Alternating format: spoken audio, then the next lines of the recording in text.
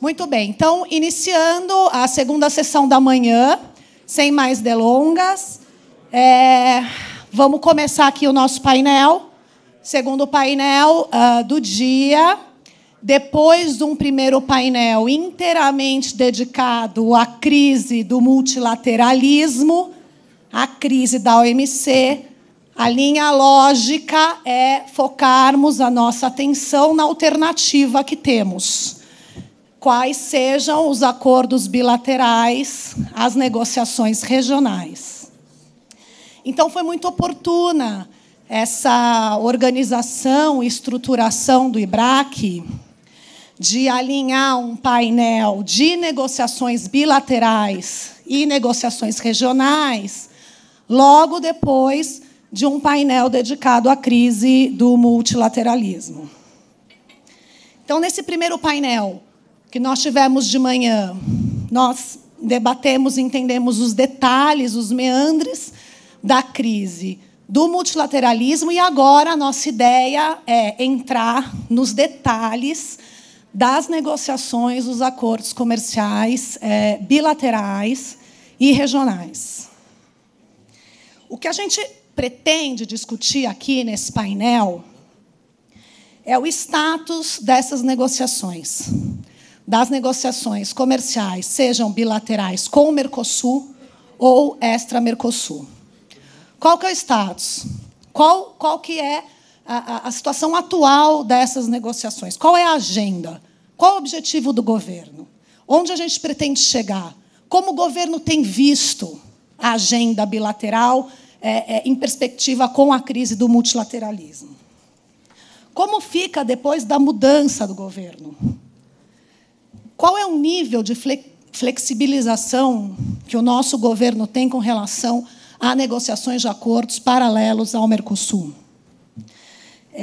Essas são algumas das perguntas que talvez a gente tenha expectativa de escutar, né? Para estruturar o painel, nós convidamos ilustres representantes do Brasil e da Argentina, no meio da Copa do Mundo, diga-se de passagem, e aqui é o último comentário que se faz sobre o futebol no painel hoje, para dar essa visão dos dois países principais do Mercosul com relação à negociação dos acordos bilaterais. Então, representando o governo do Brasil, nós convidamos o ilustríssimo secretário de Comércio Exterior, senhor Abrão Arabi Neto, que, mais uma vez, gentilmente aceitou o nosso convite para dialogar com o setor privado. E aqui eu gostaria de fazer um reconhecimento público, como nós temos feito todo ano, do engajamento e o compromisso dos representantes da maior parte do governo brasileiro em aceitar, conversar, dialogar com o setor privado. É extremamente positivo para a agenda e o Brasil realmente é um exemplo a ser seguido na América Latina com relação à institucionalização do diálogo de governo com o setor privado. Então, Abrão, Adriano, eu faço aqui o nosso reconhecimento público a esse engajamento e compromisso de vocês. Representando o setor privado do Brasil, nós convidamos o Fabrício Panzini, que é já conhecido de todos, é o gerente de negociações internacionais da CNI, e que nos mostrará qual é a visão da indústria com relação às negociações dos acordos bilaterais. Um aspecto que eu gostaria também, Fabrício, se você pudesse tocar, é como se dá, na prática, essa institucionalização do diálogo do setor privado com o governo, para a gente poder ter essa visão de Brasil e Argentina com relação a essa interação, né? Onde estamos, onde vamos chegar, como que a Argentina vem, tudo mais. E, bueno, por fin, pero no menos importante, tenemos un representante de Argentina, que es el segundo país más importante de Mercosul, y que también muy gentilmente viajó de Buenos Aires. Mira, muy gentilmente viajó de Buenos Aires para atender un pedido nuestro de último minuto, porque el subsecretario de Comercio Exterior argentino, señor Junco Rojas, tuvo un impedimento de último minuto por el cambio del ministro de producción, no pudo venir, y el señor Pablo Estrada, que es el director legal de Techin, que es el grupo industrial más importante de Argentina, quizás uno de los más importantes de la América Latina, presente en varios países, presente en varios sectores, desde acero a la construcción. Pablo Estrada es el director legal de Techin, muy especializado en comercio internacional, y muy gentilmente aceptó nuestra invitación para reemplazar el subsecretario de Gobierno argentino, lo que sí le hace tocar un desafío muy importante de nos dar una visión no solo del sector industrial argentino con relación a las negociaciones, pero también un poco, si es posible, la visión del gobierno sobre las negociaciones bilaterales, y también cómo ve el gobierno argentino la flexibilización del Mercosur vis-à-vis la posición brasileña. Muy bien, entonces, sí, sem mais delongas, eu passo diretamente a palavra ao nosso secretário de Comércio, Abrão. Por favor.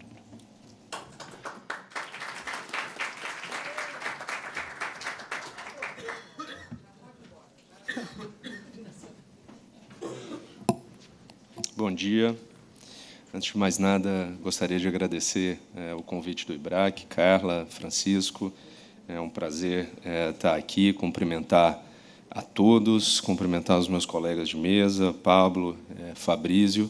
Acho que eu não posso, vou descumprir a primeira determinação da nossa moderadora de não falar em Copa, mas eu acho que em Copa do Mundo colocar Brasil e Argentina na mesma mesa é uma provocação para testar se o Mercosul tem realmente unidade. Eu acho que a gente sai daqui mostrando que essa é uma realidade. Queria também comentar aqui o papel que a CNI tem tido na discussão de acordos comerciais, tem tido uma função de articular com muita qualidade a posição do setor produtivo brasileiro por meio da SEB, e isso contribui de maneira fundamental para a atuação do governo. Do ponto de vista do MIDIC e da Secretaria de Comércio Exterior, a interlocução com o setor privado, além de uma obrigação, é uma condição essencial do nosso trabalho.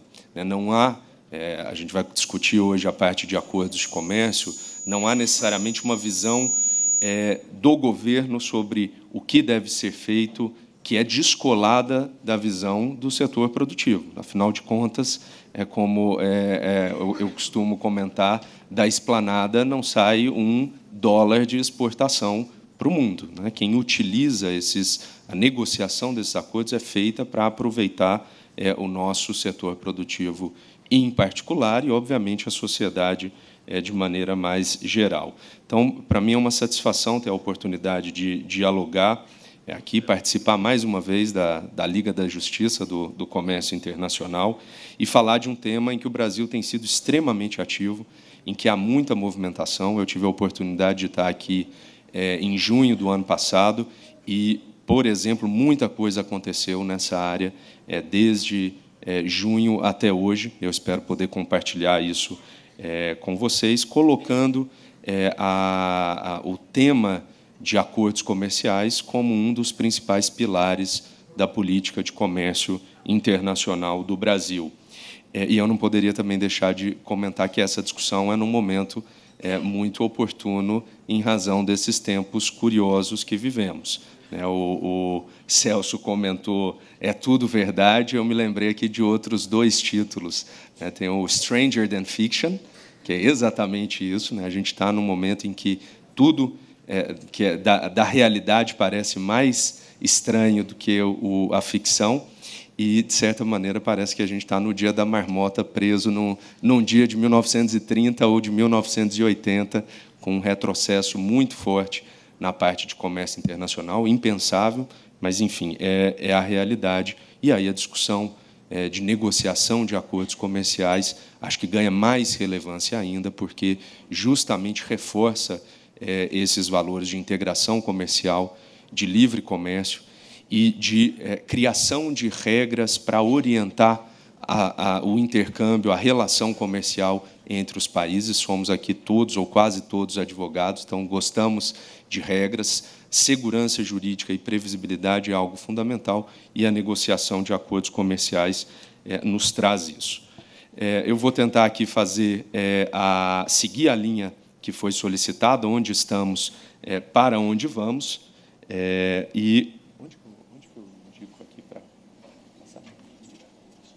E, antes de mais nada, eu acho que tem uma contextualização que é relevante, que é qual a importância dos acordos comerciais para os fluxos de comércio.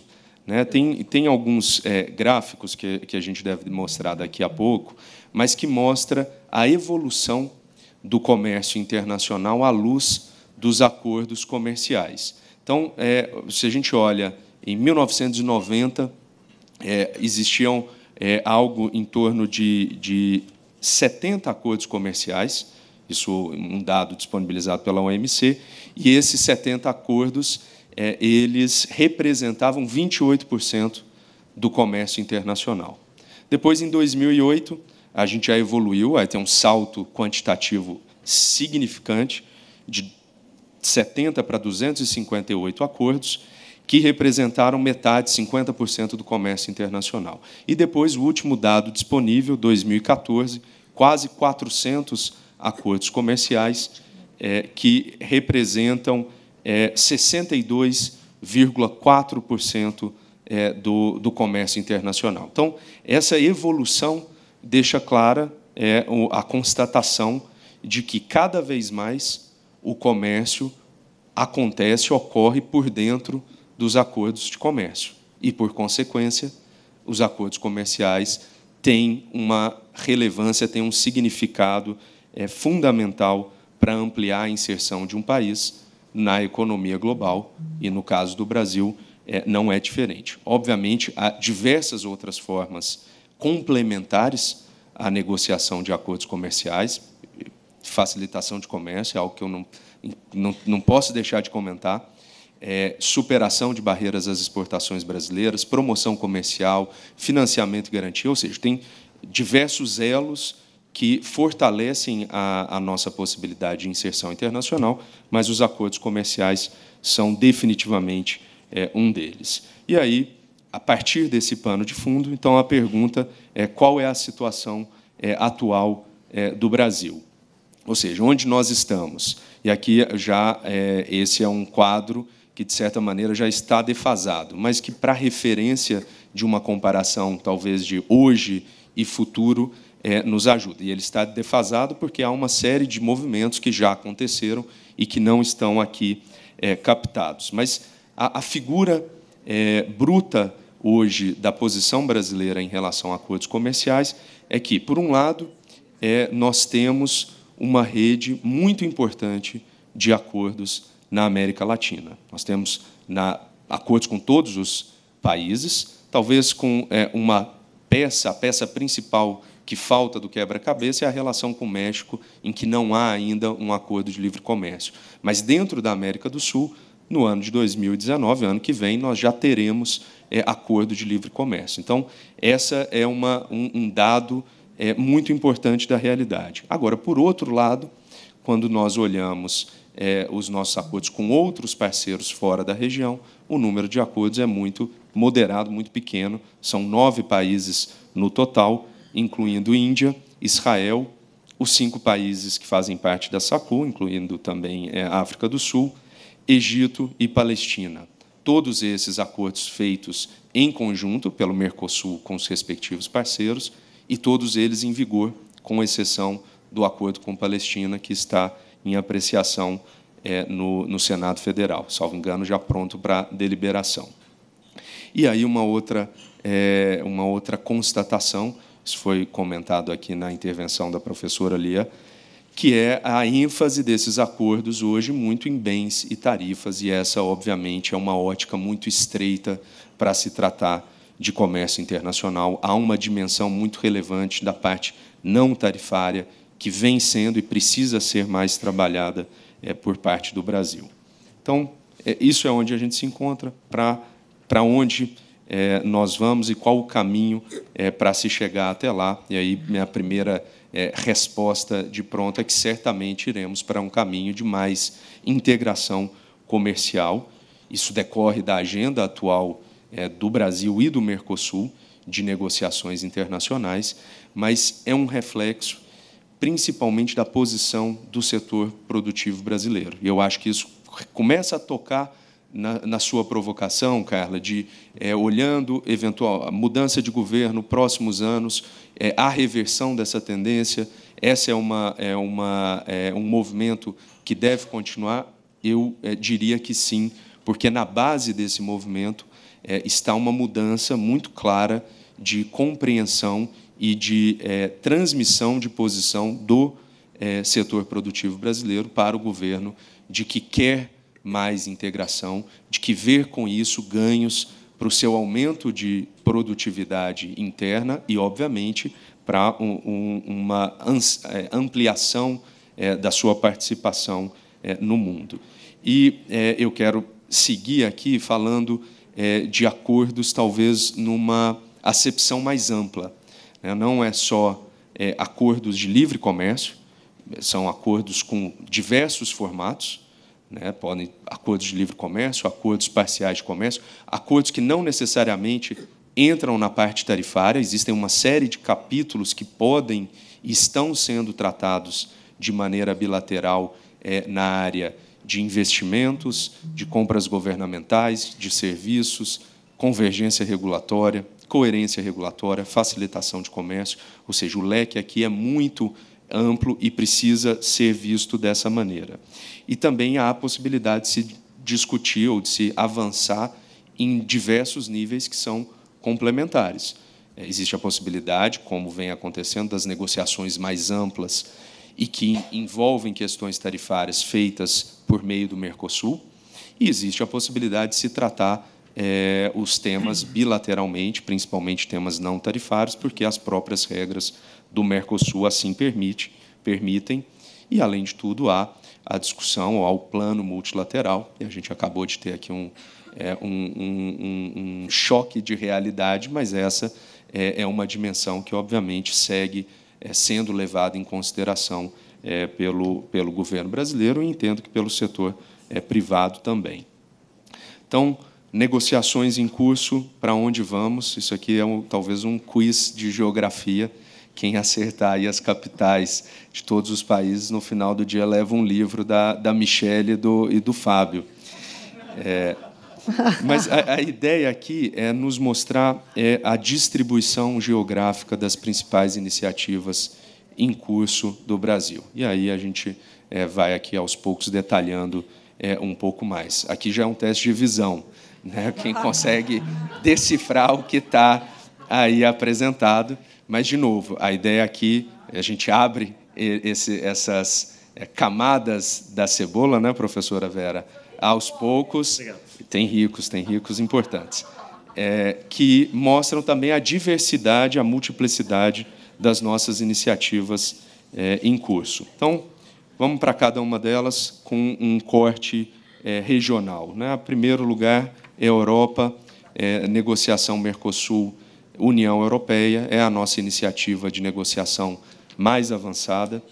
A União Europeia é o principal parceiro do Brasil e do Mercosul em bens, em serviços, em investimentos. Qual? Você vê, né? Aí, ganhou o quiz, vai levar o livro no final do dia.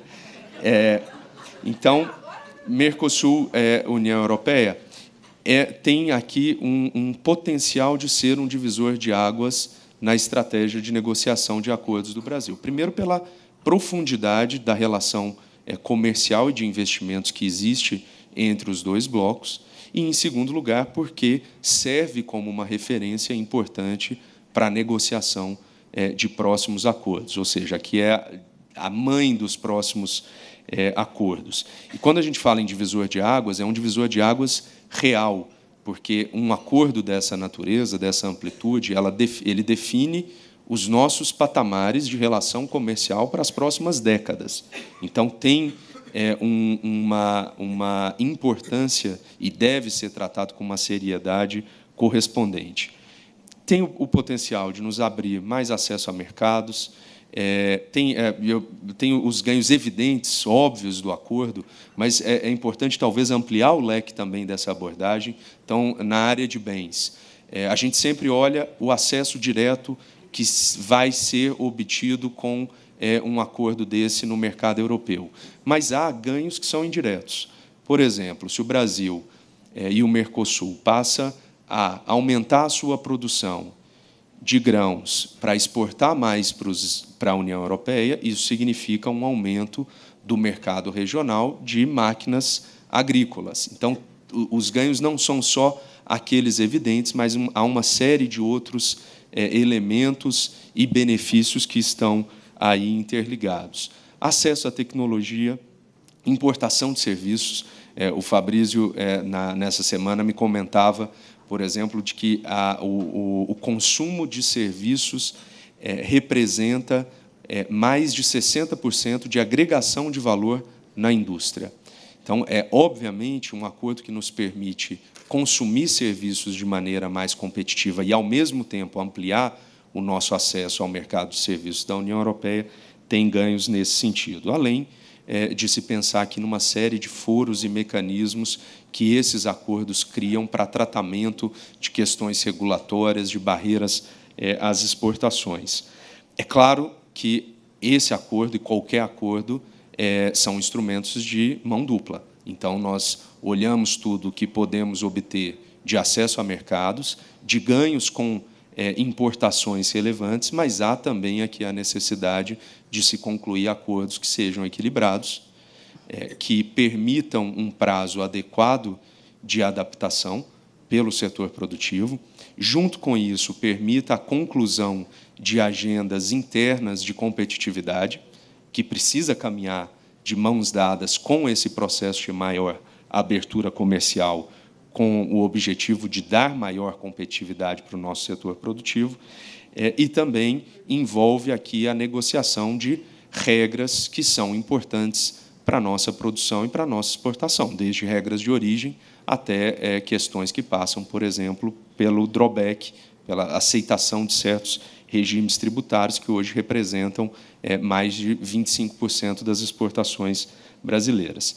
Tem um estudo da FGV que tenta quantificar quais são os ganhos desse acordo em especial, e esse estudo diz que nós teríamos um mercado, um comércio, na verdade, um comércio adicional de até $1 trilhão acumulado entre hoje e 2030. Então, é algo realmente de uma mudança estrutural no nosso comércio bilateral, com um aumento, segundo esse estudo também, de 12% das exportações brasileiras a cada ano. Então, esse é a capacidade de gerar comércio que um acordo desse poderia ter. Segundo ponto, na Europa, EFTA, um bloco com um alcance comercial menor, mas que entra como complemento dessa abordagem para a Europa como um todo. Nós estamos falando ali de Suíça, Noruega, Islândia e Liechtenstein. E esse é um bom exemplo de como as negociações, embora tenham muita complexidade, podem caminhar em um ritmo pragmático e positivo para o nosso setor produtivo. A negociação com EFTA foi lançada no ano passado. Nós já tivemos uma série de rodadas negociadoras, teremos a próxima na semana que vem, já trocamos ofertas e temos avançado aqui com uma velocidade muito interessante, e parte disso já refletindo também ganhos do nosso aprendizado da negociação com a União Europeia. E nós estamos falando, em ambos os casos, obviamente, de acordos amplos que compreendem aí os diversos capítulos e temas do comércio internacional, desde bens, serviços e investimentos até temas mais recentes, como pequenas e médias empresas, facilitação de comércio, entre outros. Segundo corte regional, América do Norte. E aqui nós temos iniciativas com formatos diferentes, com Canadá, Estados Unidos e México. A começar pelo Canadá, Nós lançamos, em fevereiro desse ano, as negociações de um acordo de livre comércio com os canadenses. Esse também tem um diferencial interessante, porque o Canadá tem uma visão muito moderna da negociação de acordos comerciais, trazendo temas como, por exemplo, comércio e gênero, e isso faz parte do nosso processo negociador e acaba também alimentando um pouco mais a nossa, ou atualizando as nossas posições negociadoras. Eu gosto sempre de trazer um exemplo da nossa negociação com o Peru, que reflete muito bem como isso é um processo de aprendizado.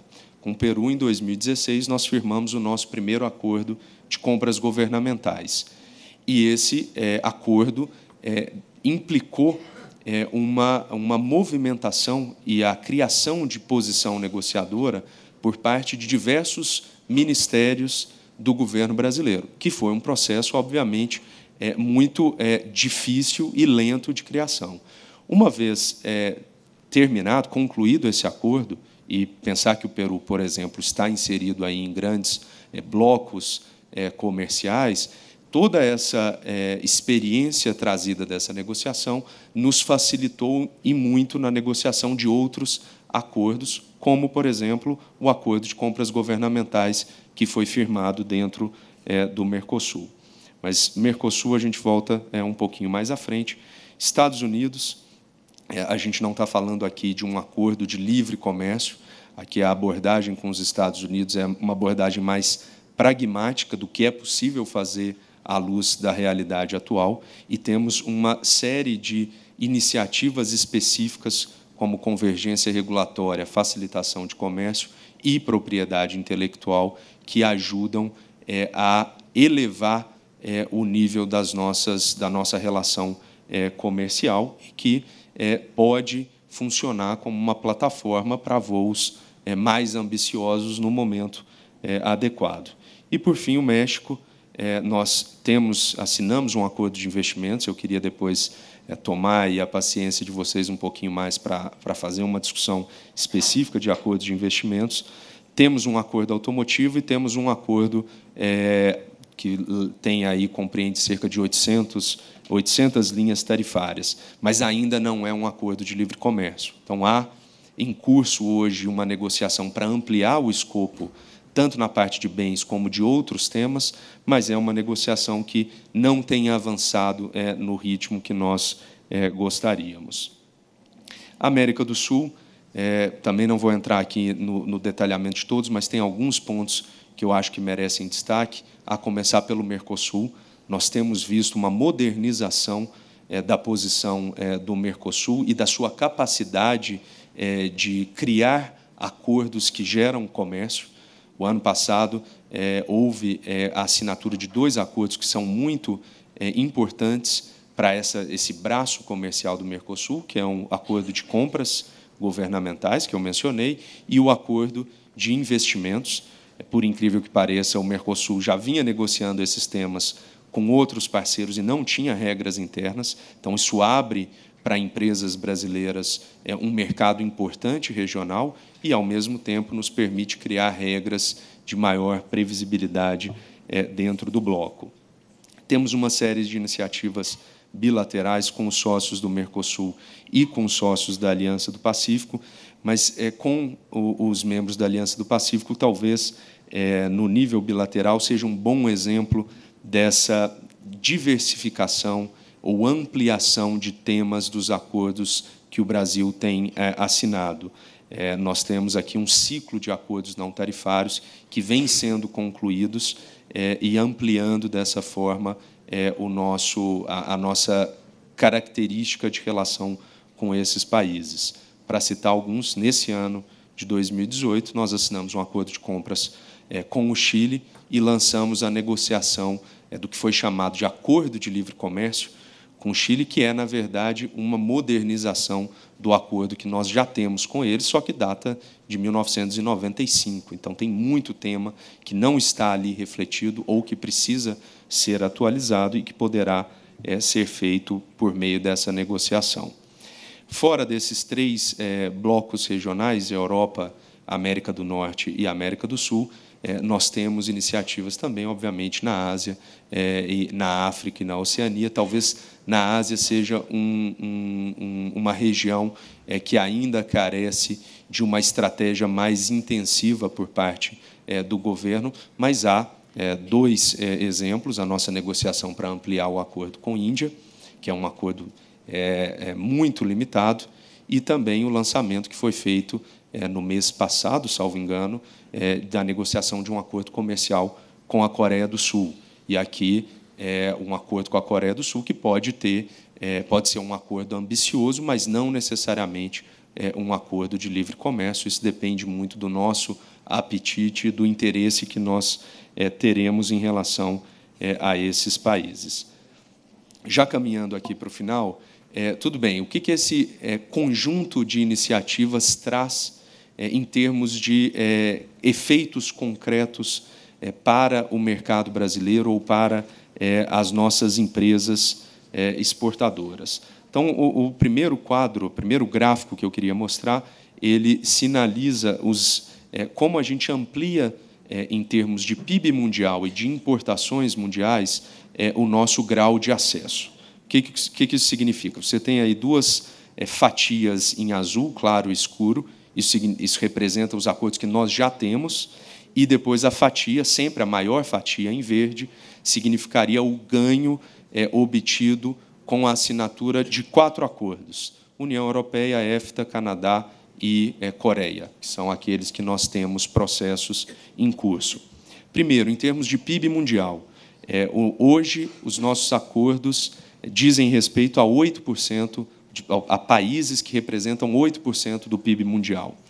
Com as iniciativas em curso, esse número mais que triplicaria e chegaria a 28 trilhões de dólares da economia global, 1/3 do PIB da economia global. Do lado das importações, os nossos acordos hoje representam 8% de tudo que o mundo importa. E essas negociações, se bem-sucedidas, nos levariam a um total de 50% das importações mundiais, um total de 8,5 trilhões de dólares. Então, isso aqui dá um pouco o grau de grandeza dos mercados ou das oportunidades que se abrem a partir dessas negociações. E depois a mesma lógica, mas olhando as exportações brasileiras. As exportações em geral, os nossos acordos atuais nos permitem acessar 23%, ou seja, de tudo que a gente exporta, 23% ocorre dentro dos acordos que o Brasil já tem firmado. Com esses novos acordos, esse número subiria para 42%, ou seja, quase o dobro, é um mercado adicional de 42 bilhões de dólares. E do lado das exportações de manufatura, nós vemos aqui, eu acho que é o único quadro em que a fatia azul é a maior, porque, obviamente, nós somos grandes exportadores de manufaturas para a região, e isso reforça a importância dos acordos que nós temos hoje na região. Mas a ampliação do nosso leque de acordos aumentaria de 44% para 63%, o percentual das nossas exportações. E depois, na fatia em cinza, que fica fora do acordo, não significa que ali não tenham também preferências tarifárias, porque há uma série de outros mecanismos, como Sistema Geral de Preferência, ou países que adotam a alíquota zero para produtos que são importantes na pauta exportadora brasileira, que já teriam essa entrada sem barreiras tarifárias. O último tema, o tópico do meu comentário, os acordos de cooperação e facilitação de investimentos. Esse é um bom exemplo de como a negociação de temas não tarifários pode também avançar de forma rápida. Nos últimos 3 anos, nós concluímos negociações com 15 países, incluindo o Mercosul, incluindo todos os países da Aliança do Pacífico e países importantes destino de exportações de investimentos brasileiros na África. Desses conjunto de 15 acordos, 7 já foram aprovados pelo Congresso, Então, é a primeira vez que nós temos um acordo de investimentos aprovado no Congresso, e esse não é um fato menor, porque, nas experiências passadas, a bola bateu justamente nessa trave.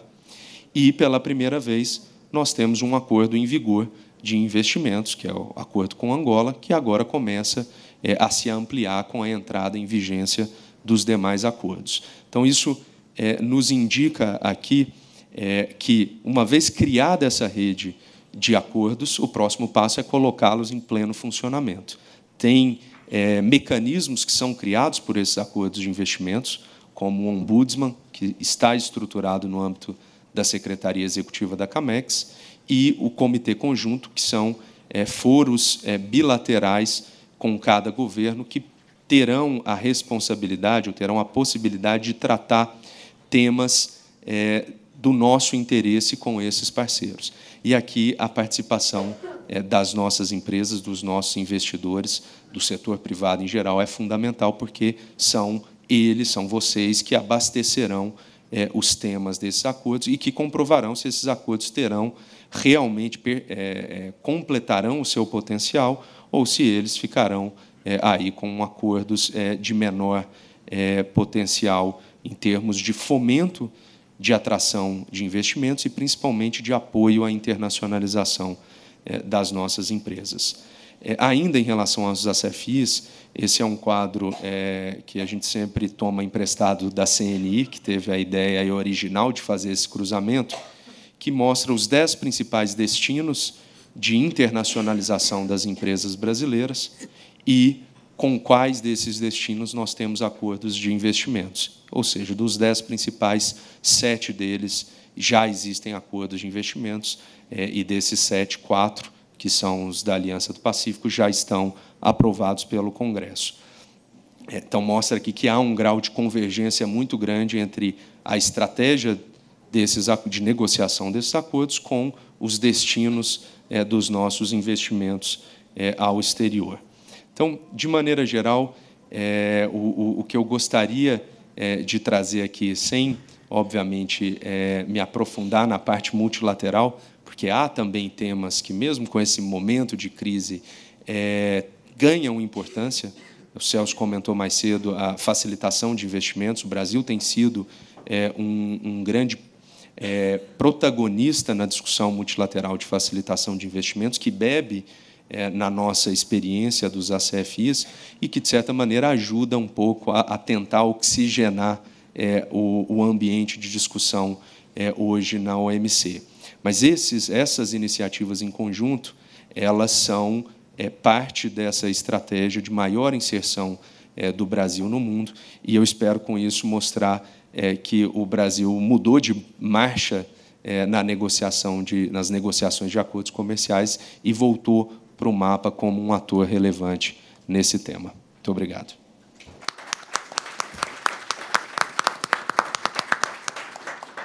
Muito obrigada, secretário. Excelente visão panorâmica de como estamos nas negociações dos acordos bilaterais.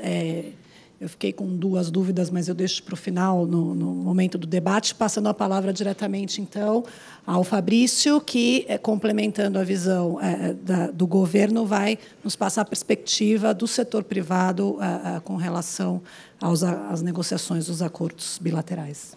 Vou falar? Como você preferir, como você se sente melhor. Vou falar aqui, então. Tá ótimo. Pode ser? Tá ótimo. Bom dia a todos, amigos, pessoal do setor privado. Eu queria expressar meu grande contentamento pelo convite que eu recebi de estar aqui. O IBRAC, para nós, é sempre um evento de referência no comércio internacional no Brasil. As ideias novas que vocês trazem aqui, pessoas de fora, isso é um ativo muito grande que nós temos na nossa comunidade de comércio internacional. Então, Francisco, Carla, obrigado, que vocês continuem com esse trabalho muito bom que vocês têm feito aí à frente do IBRAC. Cumprimentar também meus outros companheiros aqui de mesa, Abrão, tem feito um trabalho de muita qualidade à frente da secretaria. Pablo, conhecendo agora, né, do Grupo Tetint, importante multinacional argentina, acho que tem muito a contribuir com esse painel. Acho que vocês foram muito felizes em conseguir a presença da Tetint. Eu queria só o passador de slide aí. Onde é que eu miro ele?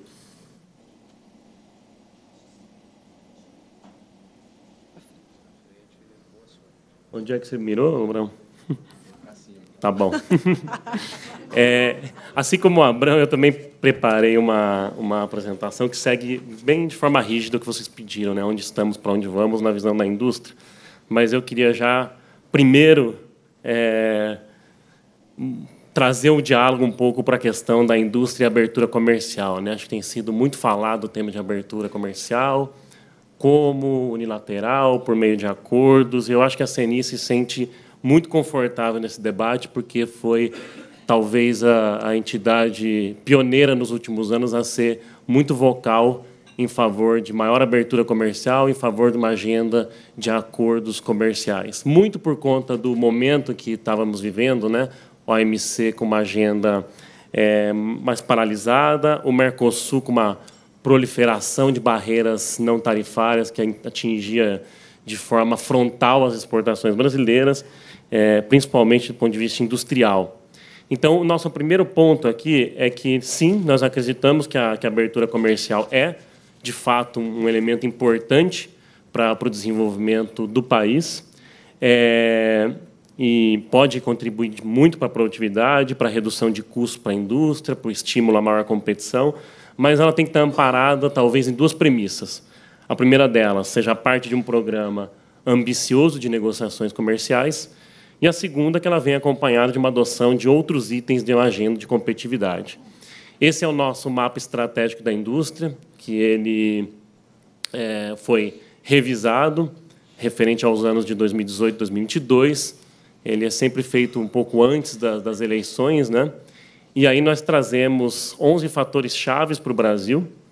É a nossa pirâmide que nós chamamos ali, em que há fatores na base: segurança jurídica, ambiente macroeconômico, eficiência do Estado, passando por outros fatores também mais estruturantes, como educação, financiamento, tributação, e subindo para políticas mais, digamos, setoriais, mais específicas, né, de infraestrutura, política industrial e de comércio exterior.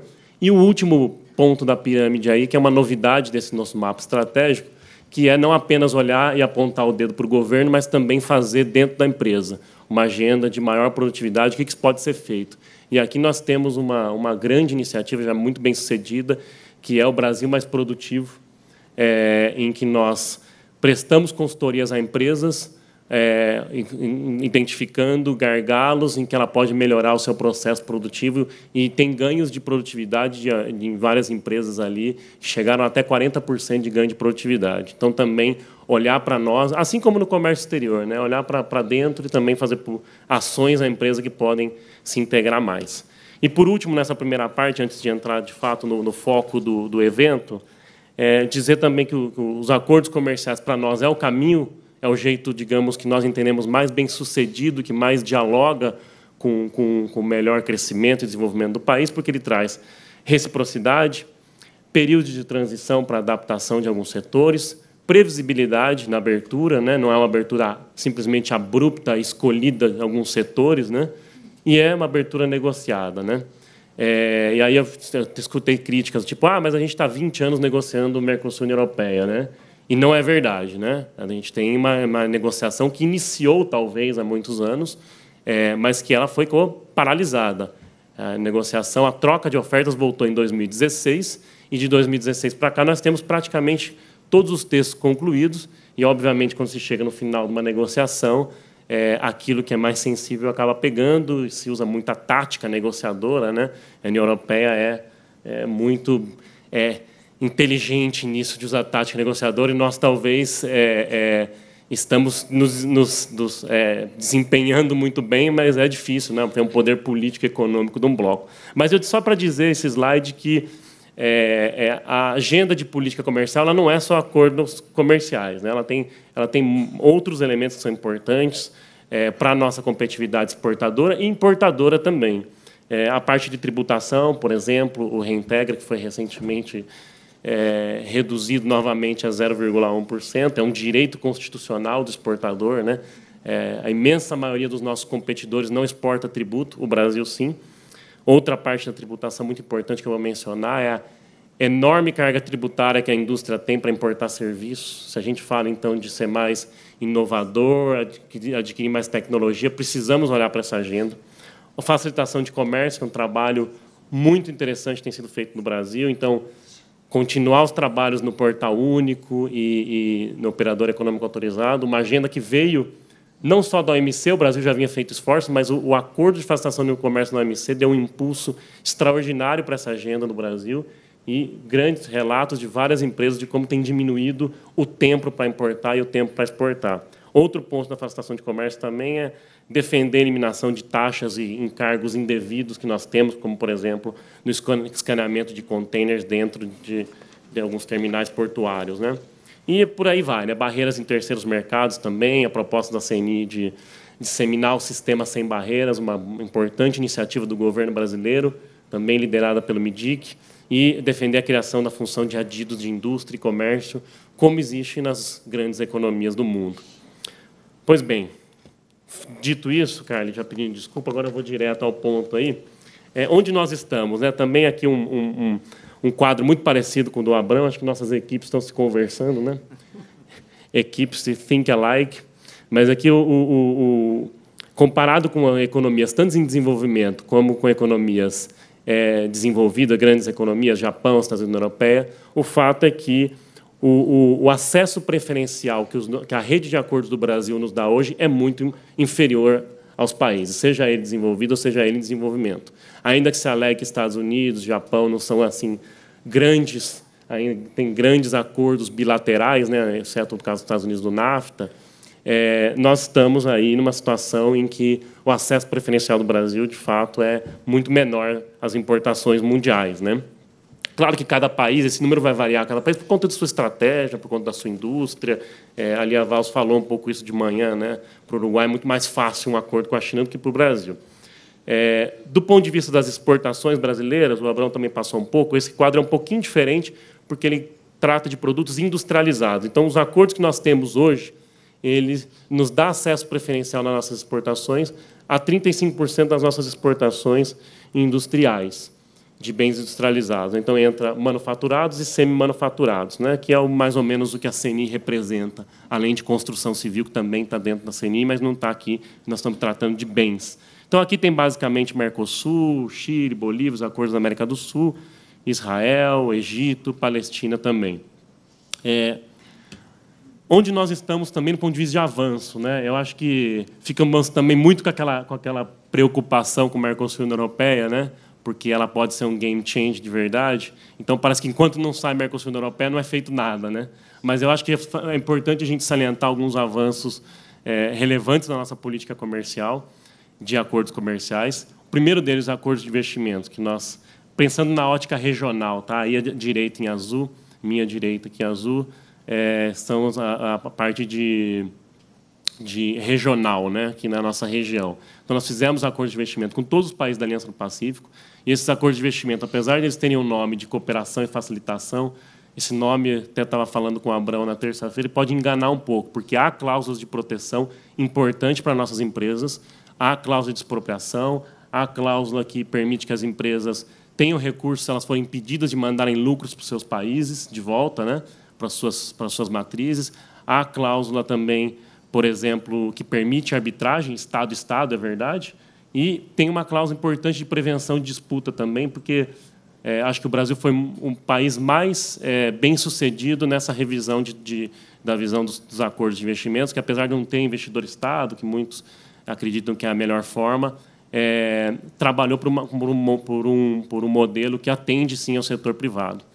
Na parte de compras governamentais também, ou até a gente pode dizer, na ampliação temática dos acordos na América do Sul, já tivemos um acordo de compras governamentais com o Mercosul, como citado por Abrão, que talvez alguns anos atrás seria impensável, né? Brasil e Argentina viviam aí as brigas entre o Mercosul e só saía a resolução de apoio às comunidades indígenas ou apoio contra os fundos abutres ou contra a intervenção na Venezuela. No Mercosul só se viam coisas muito pouco ligadas ao tema econômico, né? E agora a gente vê a pauta econômica de volta no Mercosul. Isso é um grande ativo. E com o Peru também, nós tivemos, além da investimentos, acordo com complementar, tivemos também um acordo de serviço recentemente. Estou esquecendo outras coisas aqui, seguramente, acordo automotivo, questão de reduzir o cronograma de desgravação no caso da Colômbia, né, a renegociação de regras de origem, mas esses são os principais do ponto de vista regional, e só uma frustração nossa, né, apesar de ser muito bem sucedido a gente ter relançado negociações com o México, mas o México é um pouco aquele amor não correspondido, né? A gente tem um grande apetite pelo mercado mexicano, mas também, talvez, pelo momento de eleições, pela questão do NAFTA, a gente tem respostas, talvez, do lado de lá menos ambiciosas do que do nosso lado. E da parte de extra-regional, tivemos uma troca de ofertas com o Mercosul e a Europeia, foi um grande avanço em 2016, os acordos de investimentos que começaram pelos países da África, lançamento de novas negociações. As negociações levam tempo, né? Então, às vezes, eu falo só lançamento, né? Parece que deixa a gente com a sensação de que um pouco mais etéreo, mas as negociações levam algum tempo. A gente tem negociações, do ponto de vista geográfico, importantes lançadas, EFTA, Canadá, Coreia do Sul, e outros diálogos. Eu já nem sei se Singapura já estamos em negociação ou não, mas outros diálogos exploratórios. Então, diálogos com Singapura e Japão. Então, a Ásia também entrando no radar. Como e para onde devemos ir na visão da indústria, né? Primeiro, de novo, dividindo entre a agenda regional e a agenda extra-regional. Na agenda regional, a gente ainda tem uma tarefa de casa, que é, como o Abrão falou, com o México, né? Se nós olharmos o acordo hoje em dia com o México, é um acordo muito incompleto, né? Há um acordo automotivo com o México, que inclui quase todos os produtos do setor, mas, saindo desse setor, o nosso acordo com o México, a CES 53, ele envolve 800 produtos. E desses 800 produtos, só metade deles é que a gente tem tarifa zero. A outra metade, aí, dividido no meio, nós enfrentamos uma preferência, temos uma preferência que varia de 25% a 80%. Então, o acesso do México ainda é restrito a tarifas importantes, por exemplo, bens como compressores, que chegam a 15%. E, no caso da Colômbia, também vale citar acordo de serviços, que já foi negociado até e precisa de ser celebrado, acordo em compras governamentais, seria o único da América do Sul faltando aqui dentro da Aliança do Pacífico, tem o acordo de compras governamentais, e algumas preferências tarifárias, se ainda for possível avançar, eu sei que há aí sensibilidades da Colômbia, né? Mas 21% do que nós vendemos hoje para a Colômbia, nós temos preferência tarifária só de 50% a 94%. 94% está bom, vamos trabalhar nesses que são mais 50%. Né? Que tem muitas carnes aí dentro, então por isso que o valor acaba sendo alto. São poucos produtos, é verdade, mas em termos de valor acaba sendo alto, porque são produtos de maior sensibilidade na Colômbia. Então há aí também um trabalho de tarifas e bens a ser feito. E dois outros pontos importantes é manter a agenda econômica do Mercosul comercial ativa, e duas sugestões aí que nós já passamos ao governo, que é ampliar o protocolo de serviços, a serviços, por exemplo, de TI, construção e serviços profissionais que ainda enfrentam barreiras, e ter um protocolo de facilitação de comércio dentro do Mercosul. A gente sabe que a parte aduaneira dentro do Mercosul é uma das que mais recebe reclamação do setor industrial. Na Mercosul e Aliança do Pacífico, também é uma aproximação muito importante, talvez trabalhar mais nas partes de regras, como acumulação de origem, ter uma harmonização maior, também um protocolo de facilitação de comércio, e tratar também barreiras não tarifárias naquilo que for possível. Já escutamos setores, inclusive, no Brasil, que querem uma convergência regulatória, como o setor de cosméticos, o setor de fármacos, com os países da Aliança do Pacífico. Indo para a agenda extra-regional, também tem aqui uma ambição e também uma distribuição geográfica importante. Os três primeiros é seguir o nosso fluxo, né? Concluir o acordo de livre comércio com a União Europeia, com a EFTA e com o Canadá.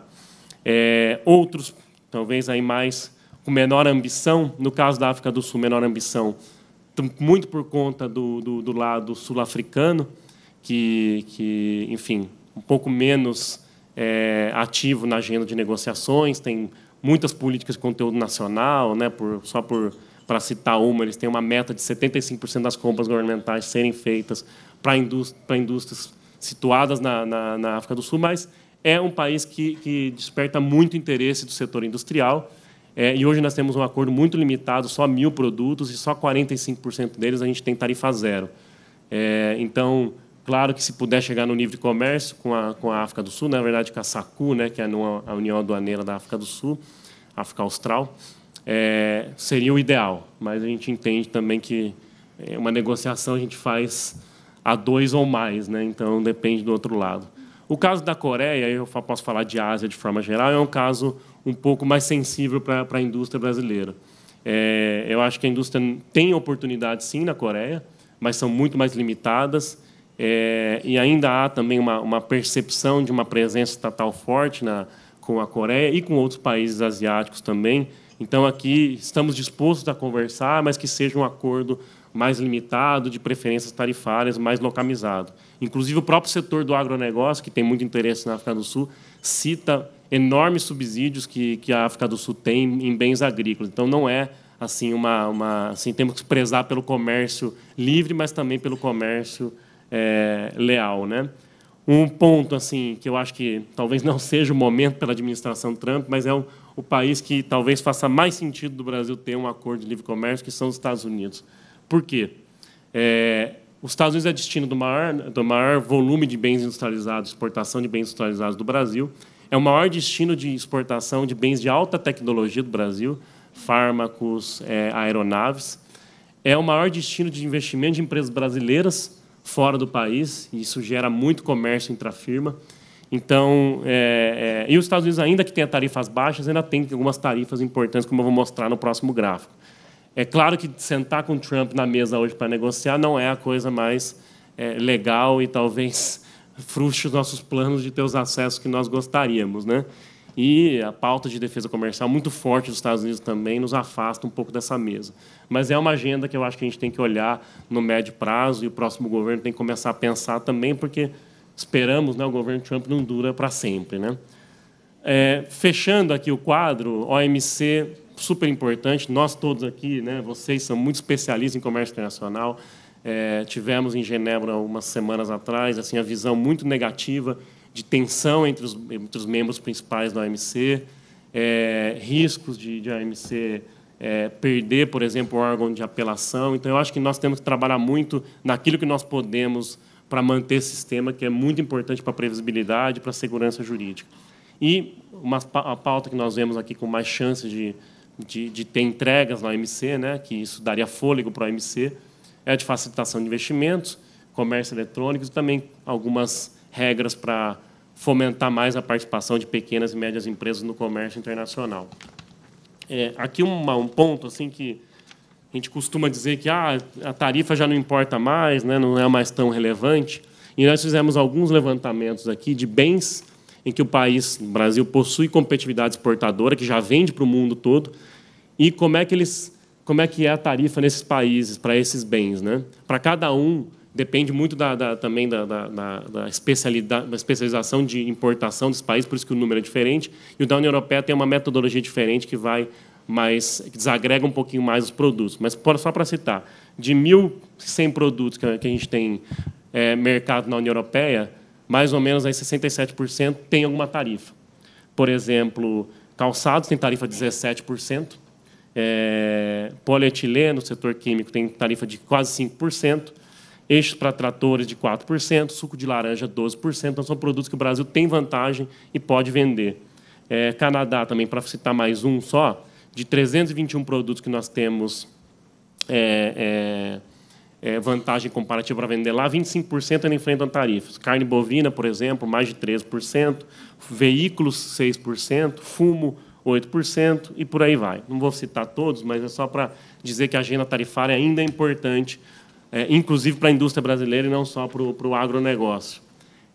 E, por fim, as regras no comércio, como o Abrão mencionou, são super importantes para garantir previsibilidade e, muitas vezes, condições equânimes de acesso ao mercado ou de tratamento no outro país. Esses 5 aí que nós citamos aí, regras de origem, compras governamentais, facilitação de comércio, aí 6, né, se a gente desmembrar TBT e SPS, e serviços são aqueles que a indústria presta mais atenção numa negociação, não quer dizer que é só isso.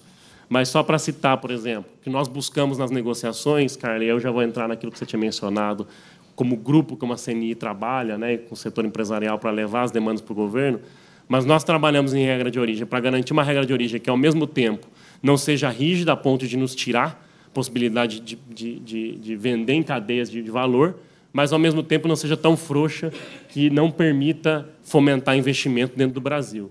Sabemos que nós não temos as grandes multinacionais mundiais, então nós precisamos também atrair investimento, e as regras de origem podem, sim, ser um instrumento para isso, desde que não ingesse a ponto de um investimento nem vir, né? Em compras governamentais, acho que essa é uma agenda muito feliz que o governo tem tocado. As compras governamentais, bem negociado, pode eliminar as margens de preferência que os países têm e outras formas de discriminação.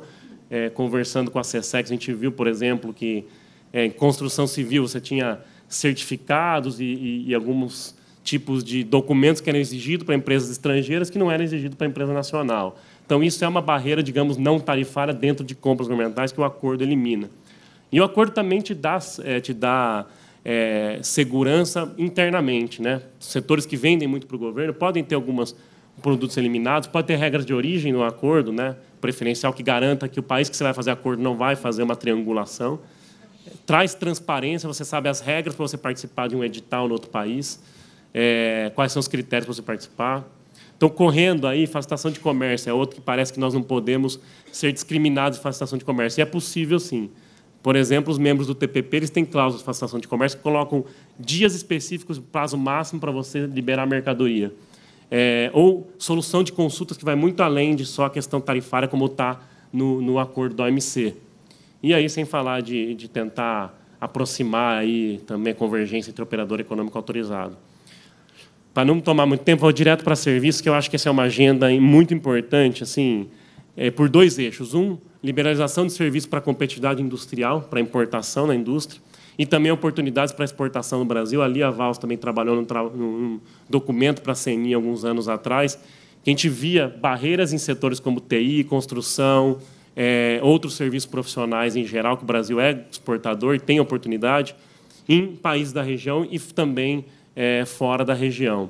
E só lembrando, como o Abrão falou, que assim, no valor agregado da indústria, o custo dos serviços ele chega até 60% desse valor agregado.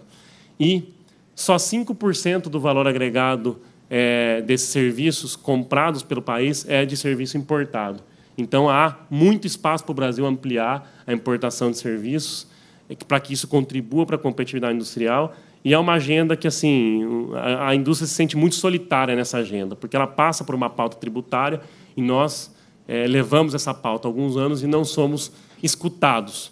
Mesmo nos acordos de dupla tributação, mudando um pouco de área, que pode reduzir essa tributação, o Brasil tributa royalties, tributa exportação de serviços mais alto do que os demais países, e nossa inserção para aquisição de royalties, para aquisição de serviços, acaba sendo muito mais onerada que os outros países. Onde nós vamos chegar, se nós fizermos o trabalho aí direito com todos os países, União Europeia, Coreia, EFTA, Canadá, nosso potencial de acesso ao mercado preferencial subiria para 32%, subiriam 24 pontos percentuais, ou seja, 3 vezes o que nós temos, e ficaríamos aí entre Estados Unidos e União Europeia. Do ponto de vista das exportações industriais, isso atingiria 55% das nossas exportações industriais, incluindo os Estados Unidos, a gente chegaria até mais de 70%, né? Não está incluído os Estados Unidos aí. Carla, falando um pouco rapidamente da SEB, a SEB é um mecanismo da CNI informal chamado Coalizão Empresarial Brasileira. Muitos do setor privado aqui conhecem muito bem. Um ponto importante desse mecanismo é que ele tem membros de diversos setores da economia brasileira, não só a indústria, mas também agro e serviços. Diferentemente dos outros países, que dividem a indústria, o agro e o serviço, cada um se posiciona como quer, e às vezes de forma muito conflituosa, né? O agronegócio, por exemplo, da União Europeia, né? Se posiciona de forma super radical, enquanto os outros setores de forma mais construtiva nas negociações. Então, a SEB tem todos os setores. Isso não quer dizer que nós não temos conflitos internos, obviamente que tem, né? Mas a SEB tem mais de 20 anos, ela surgiu na época da ALCA ainda. Então, ela tem alguns mecanismos de como ela funciona, né? Com reuniões regulares com negociadores brasileiros, briefings, né, relatos in loco nas negociações. Recentemente, a Carolina, da nossa equipe que está aqui, estava em Montevidéu, organizando esses briefings para todo o setor privado e colhendo esses relatos. Mandamos comunicados sobre a atualização das negociações para os membros da SEB. Damos apoio também aos setores para que eles construam ofertas, por exemplo, regra de origem, às vezes são temas complicados, a gente pode dar apoio. E, com esses relatos do governo, nos dá muito mais possibilidade de elaborarmos posicionamentos e recomendações de qualidade. Então, assim, nosso diálogo com o MIDIC, principalmente SESEX, MRE, MAPA também, é muito fluido por meio desse mecanismo.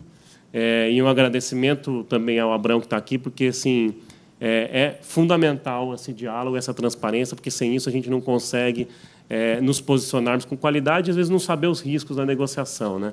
A gente sabe que a questão de transparência em negociações é grave, assim, ou não sei se grave, mas ela é muito debatida nos outros países, né? Eu me lembro quando eu fui nos Estados Unidos uma vez, passando pelo prédio da US Chamber em Washington, tinha um banner que ia do topo do prédio até a metade, escrito "Show us the texts", né? Os textos das negociações, que o governo dos Estados Unidos não estava mostrando no âmbito das negociações de TPP.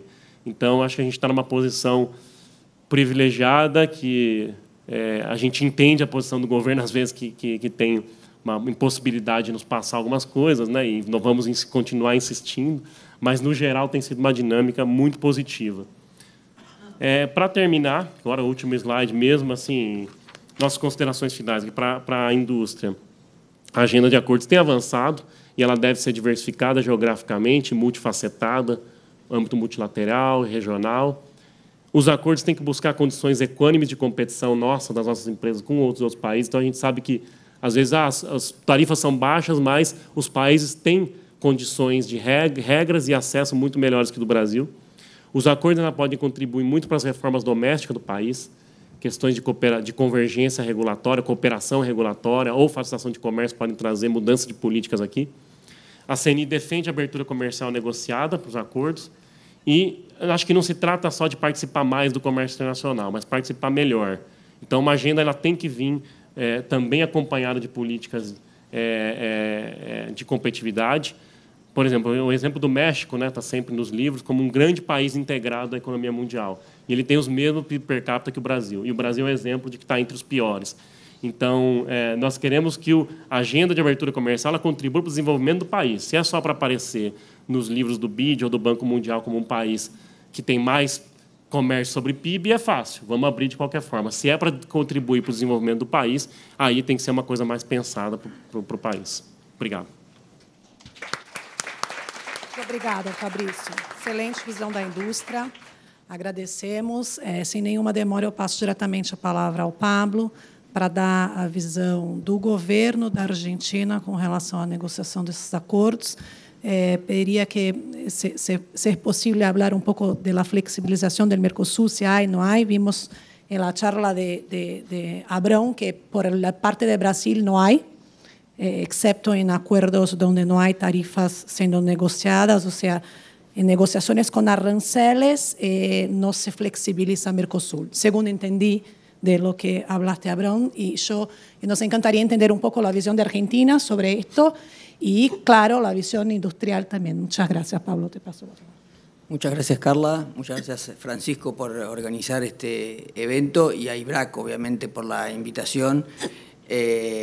Para ser sincero, gracias a Augusto Vecchio de Becar Varela de Argentina que me presentó IBRAC. Yo no conocía IBRAC. De hecho, tenemos una envidia sana y queremos ver si replicamos algo así en Argentina. Lamentablemente somos 4 o 5, ¿no? Hay muchos más en Argentina. Me alegró mucho ayer que Brasil haya pasado, de hecho los estábamos esperando ya en octavos hace un par de días, así que bueno, suerte.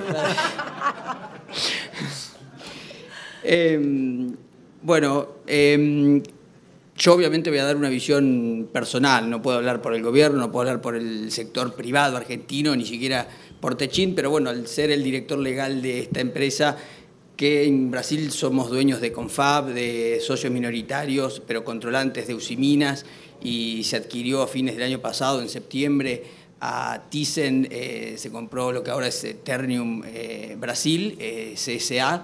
El grupo Techin básicamente es siderurgia para la industria petrolera, construcción, agro. Tiene una empresa constructora en Brasil, Techin Construcciones, desde hace más de 50 años. Como dijo Carla, es el principal grupo industrial de Argentina, factura más de 25.000 millones de dólares en el mundo, tiene 55.000 empleados. Con lo cual, eso me da una visión y una expertise, pero, de nuevo, va a ser una visión personal y lo que nosotros charlamos y hablamos con la gente y lo que sabemos. Yo creo que para arrancar y dar un marco sobre Mercosur, y lo voy a analizar muy brevemente, pero en 3 ejes: el político, económico y legal. Yo creo que políticamente fue claramente un acierto y es la gran virtud del Mercosur, haber hecho un acuerdo político en ese momento. Hoy ya estamos acostumbrados, de hecho por la edad de los que veo, casi todos, ya desde chiquititos existía el Mercosur, y eso, para que una región se desarrolle, lo primero que hay que hacer es dar previsibilidad en cuanto a no conflicto. Y eso creo que el Mercosur lo logró, lo mantuvo, y creo que eso es el gran punto positivo del Mercosur, más allá de que nunca estamos alejados de los vaivenes políticos de los países. Y de hecho acá, lamentablemente Argentina estuvo 12 años en un proceso muy complejo del cual estamos empezando a revertir, y eso claramente impacta el bloque del cual participamos. Desde el punto de vista económico, yo creo que en la década al principio, donde era el early harvest, era muy fácil ganar, era todo muy positivo, se ganaba, se crecía, había economías de escala, se integraron, hubo inversión cruzada, y las empresas que sobrevivían estaban bien, las otras no. Pero en los últimos 10, 15 años me parece que ha llegado a un estancamiento económico donde el comercio no sigue creciendo a la velocidad que lo hacía, incluso hay años que decrece. Entonces es como que le falta una vuelta de tuerca en lo económico al Mercosur para seguir siendo y seguir enamorando, digamos, al sector privado. Hoy ya como las ganancias intra-Mercosur están bastante definidas. Y desde el punto de vista del eje legal, creo que es donde, y como tengo un defecto de origen, como la gran mayoría que somos abogados, es donde más lo sufrimos. Yo creo que jurídicamente el Mercosur deja mucho que desear. Yo no sé si es por estar apalancado en la estructura ALADI, que viene de los 60, de los 80. O sea, hoy estamos hablando de que el Mercosur quedó desfasado frente a nuevos acuerdos modernos. Imagínense la estructura de ALADI. Entonces, ya arrancando desde ahí, de hecho el mismo Mercosur tiene el sector automotriz, está en un acuerdo bilateral, no es Mercosur. O sea, jurídicamente es donde se ven los mayores desafíos del Mercosur, y quizás vendría bien como sugiere Trump hoy en el NAFTA, modernicemos este acuerdo, hagámoslo de nuevo, bueno, manteniendo lo que hay, obviamente, pero decir, bueno, este es el nuevo acuerdo Mercosur, estas son las reglas, y ese va a ser el momento donde definamos. Bueno, qué sé yo, hay infinitos ejemplos. Tenemos un código aduanero, no se reglamenta. Tenemos un tribunal de solución de controversias, no se utiliza. La armonización legislativa, si pasa una resolución a nivel Mercosur, no todos los 4 países la ratifican, no se aplica en todos los estados, se siguen estando las fronteras, aparecen nuevas barreras bilaterales. Entonces, es un enjambre jurídico que, de hecho, quizás da trabajo a los profesionales de esta materia, pero no resuelve la cuestión de los privados o de facilitar la inversión y el comercio.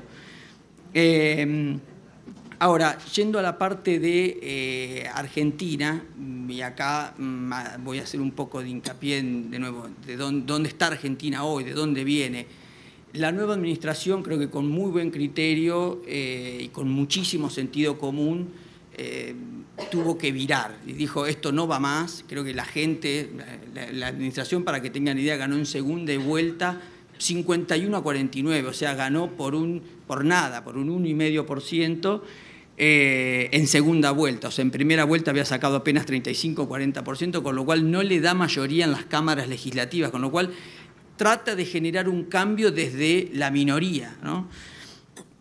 Y el gran desafío que tiene es no haber sido un paréntesis entre 2 experimentos populistas que no sabemos dónde nos pueden llevar. El tema es cómo se mantiene ahí mientras le da una renovación y una modernización a la economía, porque es inviable tal como agarró la economía en el 2015. O sea, Argentina tenía la presión impositiva más alta de su historia, en 42 puntos del PBI, con el mayor déficit fiscal al mismo tiempo de la historia. Estaba hablando de un déficit primario de 5 o 6%, con lo cual no se podían seguir subiendo impuestos y había que reducir el déficit. De hecho, ha salido a buscar financiamiento internacional y ahora que sube la tasa americana se cortó. Y nuevamente estamos viendo el precipicio muy rápido. Entonces, este gradualismo que se intentaba implementar, tiene que acelerar, y el gradualismo siempre miraba el costado social. Argentina sigue teniendo 30-35% de pobres, y eso es un país que genera alimentos para 400 millones de personas que no se puede permitir. Entonces eso es lo que choca, y decir, ok, ¿cómo empiezo a modernizar? ¿Cómo genero la nueva Argentina, un país serio, moderno, sin dejar atrás a este 30%, sin olvidarme de ese 30%? Y la administración dice, bueno, tenemos que insertarnos al mundo por dos objetivos. Primero, para modernizar la economía y que las empresas compitan y que no casen adentro del zoológico, como le decimos en Argentina, y a su vez para asegurarse un lock-in de políticas públicas que este supuesto paréntesis, que ojalá no sea así, pero si es un paréntesis, que no pueda cambiarse tan rápidamente en una futura administración, y darle previsibilidad al sector privado de que estas son las condiciones que estamos imponiendo y están acá para quedarse. Así es como se ve el acuerdo con la Unión Europea, claramente. O sea, como de hecho hay muchas reformas legislativas en Argentina que están esperando que se apruebe el acuerdo de la Unión Europea para decir, esto es lo que me pide ahora que yo modernice mi sistema de defensa comercial, mi sistema regulatorio, mi sistema de requisitos técnicos, o lo que ustedes quieran. Entonces, ese es el concepto que tiene la administración argentina en este momento detrás, lo que fundamenta su nueva inserción al mundo: hacer un lock-in de políticas públicas e ir generando al sector privado mayor competencia y darle las herramientas para que, se modernice y se integre al mundo. Nuevamente, esta política comercial o esta visión de inserción es parte de una visión más general y de toda la nueva administración, que dice, ok, pero tengo que dar ayuda en renovar la infraestructura, mejorar la logística, reformular las relaciones laborales, impositivas. Como parte de todo eso viene la inserción internacional. Nuevamente, aquí el warning que tienen es el 30% de pobreza. No quieren aparecer como la década de los 90, donde se considera una apertura irrestricta, donde hubo un costo social muy alto y nadie quiere volver a esa situación. Entonces, si bien hay que hacer todos los cambios, hay que ir de a poco o midiendo el costo social y generar una transición equivalente para que tenga en cuenta ese porcentaje de la población, o las empresas que hoy no son competitivas, que van a desaparecer y van a tener un impacto en el empleo, cómo las voy a ir cuidando o haciendo que transicionen hacia el nuevo esquema. ¿Dónde están mirando? No lo voy a repetir, son un poco los gráficos que vimos acá: Unión Europea, EFTA, Canadá, México. A mí me gustaría que miren muchísimo más Sudamérica. Yo creo que si vemos los datos acá que mostraban recién Francisco, si las exportaciones industriales de Brasil están básicamente en Sudamérica, México y Estados Unidos, imagínense las de Argentina. O sea, el 60, 70, 75% de la manufactura industrial va a Sudamérica. Entonces, ahí es donde rápidamente puede haber una ganancia, una integración. Culturalmente somos parecidos, se habla el mismo idioma y sería más fácil hacer negocios en Sudamérica, y le permite generar una escala que el sector privado argentino puede estar en condiciones de abastecer. Si mañana se abre la Unión Europea, que son 400 millones de personas, no tiene escala. Por más que se abra, es un mercado que una empresa podrá abastecer un mercado, pero Argentina, el Mercosur sumado quizás un poco más, pero no tenemos capacidad de abastecer 400 millones. Entonces estamos pagando un precio de abrir nuestro mercado por una promesa de un mercado gigante, pero que nadie está en condiciones hoy de abastecer, porque no podemos vender, y en lo que podríamos no lo abren. Entonces ahí hay una complicación importante. Ahora, yo me hago la pregunta de, ok, esto es Argentina, veo bastante alineada la visión con el gobierno brasilero. Digo, ¿qué quiere el Mercosur? Porque digo, salimos a negociar como una unión aduanera. Ok, pago un precio por algo que en realidad no soy. Porque todos me miran y me dicen, sos una unión aduanera, listo, quiero libre tránsito. No, eso no te lo puedo dar. Bueno, entonces, yo sé que me estás negociando. Quizás sería mejor negociar como zona de libre comercio plus. Yo soy una zona de libre comercio con algunos beneficios extras que ya negocié, que ya tengo cerrados, porque hoy me pongo en un estándar que no cumplo y ahí pago un costo y un precio por cosas que no puedo realmente ofrecer porque no las tengo resueltas a la interna. Eso es un poco lo que yo creo que Mercosur debería considerar, repensar el ejercicio está lanzado, ¿no? Ya está, decir, bueno, ya estamos en proceso de negociación, pero bueno, aprovechar y generar una comisión paralela y decir, ok, ¿es este el mejor camino? ¿No es el mejor camino? Más allá de que se están negociando acuerdos súper modernos que Mercosur no tiene internalizados. O sea, le vamos a terminar dando beneficios a un inversor o a una empresa europea, canadiense, que no tienen los que hoy están en el Mercosur. Entonces, ¿cuál es el incentivo de Uruguay, de Paraguay, de Argentina en algún sector? Decir, no entiendo, él va a tener más protección de inversiones, él va a tener un mejor sistema de controversias, reglas de origen más flexibles que yo, que hace 28 años que estoy en el Mercosur. O sea, ahí hay una... Si agregamos e-commerce, si agregamos categorías que empresas estatales, que Mercosur no debatió nunca, lo vamos a ratificar y firmar e implementar hacia adentro, digo, quizás habría que haberlo debatido internamente antes y definir una posición. Yo me siento en estas cosas como cuando llamo a la compañía de cable o de teléfono, que no tengo derecho a reclamo, me cobran lo que quieren y me dan el servicio que quieren. Acá es, ¿querés esto? Bueno, firmás acá y tenés este acuerdo con la Unión Europea. Que es cierto, tengo que reconocer, que daría un cartel muy bueno para seguir a negociar. Te da un cartel de sos serio, sos previsible, ahora sí estás jugando en las grandes ligas, que es muy relevante y, de nuevo, para Argentina de todas maneras le sirve porque le hace un lock-in de política pública muy fuerte. Acá, y esto lo hemos sabido en charlas con el gobierno argentino, ¿por qué digo esto? El Mercosur tiene que pensar dónde se posiciona también, porque nosotros preguntamos, ok, están negociando con Canadá, ¿por qué no se negocia también con Australia o con Nueva Zelanda? Australia nos dijo que no estábamos listos. O sea, Mercosur, así como está, no está listo para negociar. O sea, Australia no se sienta porque dice, no sé, ¿con quién negocio? ¿Con 4? ¿Con 1? ¿Con 3? Este sector queda adentro, queda afuera, no entiendo. Entonces, negocio con la Europea, arreglen y después vemos con nosotros. Y con Nueva Zelanda, que parecía ser más sencillo, saltó Uruguay y dijo, no, yo sector lácteo no negocio. Entonces digo, a ver, ¿cuánto es el sector lácteo uruguayo en el Mercosur? ¿No vale la pena agregar un mercado chico, 3 millones, que además podemos definir reglas en agro que nos convienen a todos y empezar a sentar un modelo diferente a los que hay en el mundo, donde abramos agricultura desde una vez por todas? Es donde el Mercosur tiene para ganar y no lo abre nadie. Entonces, estamos negociando con la mesa torcida y nosotros entramos en ese juego. Entonces, Nueva Zelanda, un país como nosotros, que no subsidia, sacando sector lácteo, no subsidia su agro, que quiere apertura, que no nos va a dañar industrialmente, nos da una chapa de sos un poco más serio, más sabes negociar cosas, y no tenemos conflicto. De nuevo, agarro ese modelo, me voy con Australia y firmo otro igual donde el agro está completamente abierto. Después voy con Canadá y digo, el agro está completamente abierto y empiezo a generar precedentes de acuerdos de libre comercio donde el agro esté completamente abierto y sin subsidios.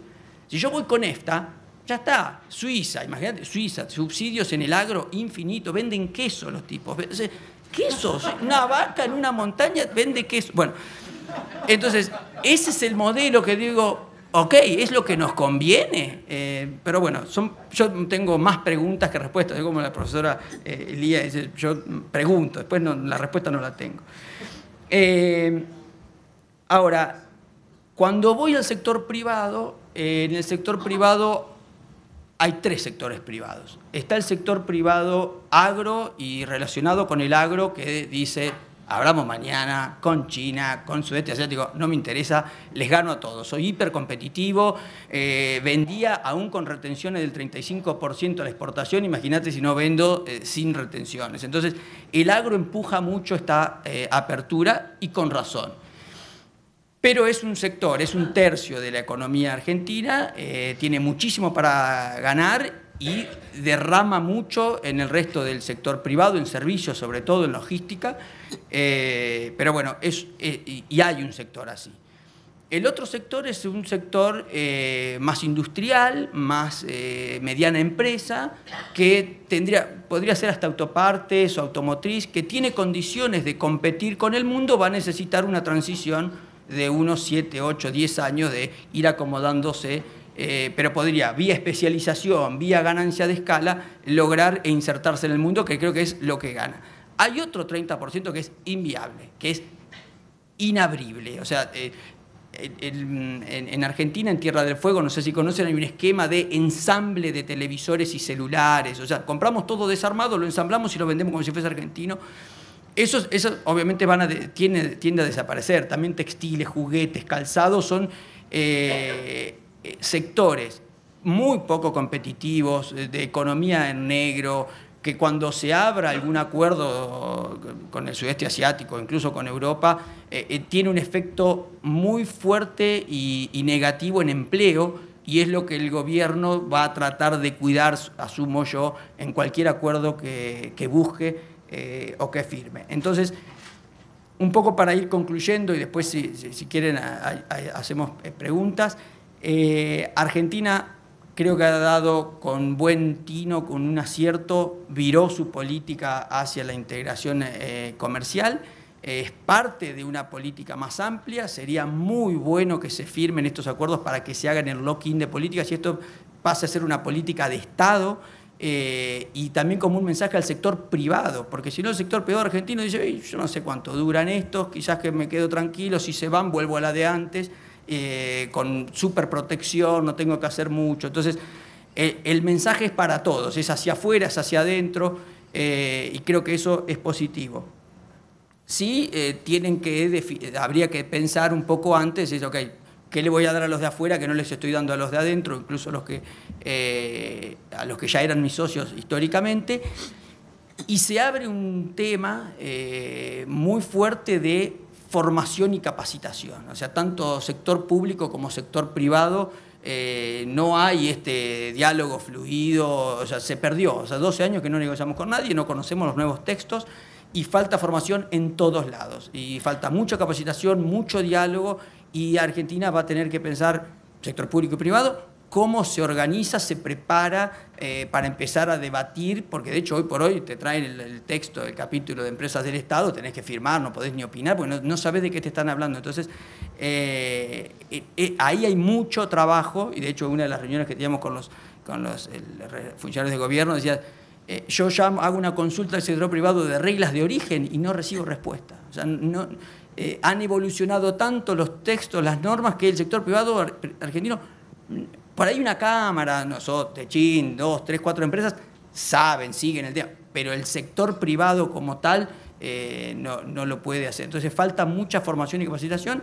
Bueno, es un ejercicio, es un desafío, creo que vale la pena tomarlo, creo que ese es el camino. No sé si respondí. Sí. Bueno.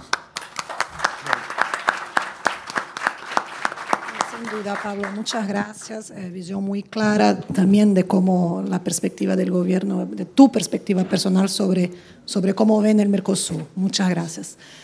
Temos tempo muito limitado para o debate, só 2 perguntas. Então, a Eliane e a Marina. Também pediria para os palestrantes limitarem a resposta a, no máximo, 2 minutos, seguindo o modelo do meu antecessor. Boa tarde. Queria elogiar as apresentações todas e fazer uma indagação tanto para o Abrão como para o Fabrício, porque nós vimos mais cedo a guerra comercial que está se instaurando, né, que elevando tarifas e jogando para o espaço 2 pilares da OMC, que é o princípio da nação mais favorecida e das tarifas consolidadas, usando subterfúgios de segurança nacional, de salvaguarda, subterfúgios para realmente ferir esses 2 princípios em bens que são primordiais para todo o processo. Isso numa hora em que, nos acordos comerciais, a nossa grande moeda de troca são as nossas tarifas atuais, né? Porque em serviços, praticamente, nós já somos abertos, nossa oferta de serviço na OMC é a mesma, praticamente, que nós já temos toda uma legislação de abertura, e a nossa negociação com esse país é nesse sentido também. Então, eu indago, dos 2, por que há setores do governo, inclusive uma frente parlamentar criada, para se falar em redução unilateral de tarifas neste momento? Devemos lembrar que nossas tarifas consolidadas do setor industrial, o Brasil, é em torno de 30%. Nossa tarifa dos 10 mil itens da TEC é de toda a ad valorem, é de 11,6%. Quando você vai na importação, cerca de 5.500 a 6.000 códigos que realmente o Brasil importa, a tarifa média é em torno de 5,5 a 6, a tarifa efetiva, né? Então, esse é o nosso quadro. Quando, o Fabrício não comentou, mas os principais produtos de interesse do Brasil, nos nossos principais parceiros, seja com a União Europeia, Estados Unidos ou mesmo Canadá, tem tarifas específicas que equivalem a 200% a 300%.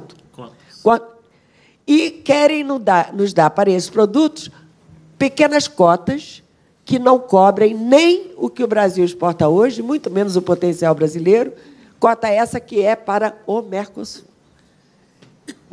Eu, inclusive, tenho muito medo desses modelos de equilíbrio dinâmico que fazem aí os ganhos que nós vamos ter com essas negociações, porque não levam em conta que, nesses principais produtos de interesse do Brasil, o que está negociando é uma pequena cota, muitas vezes com tarifa intracota, em alguns casos com tarifa zero, e que, fora da cota, é inviável exportar, porque são tarifas proibitivas de 200% a 300%.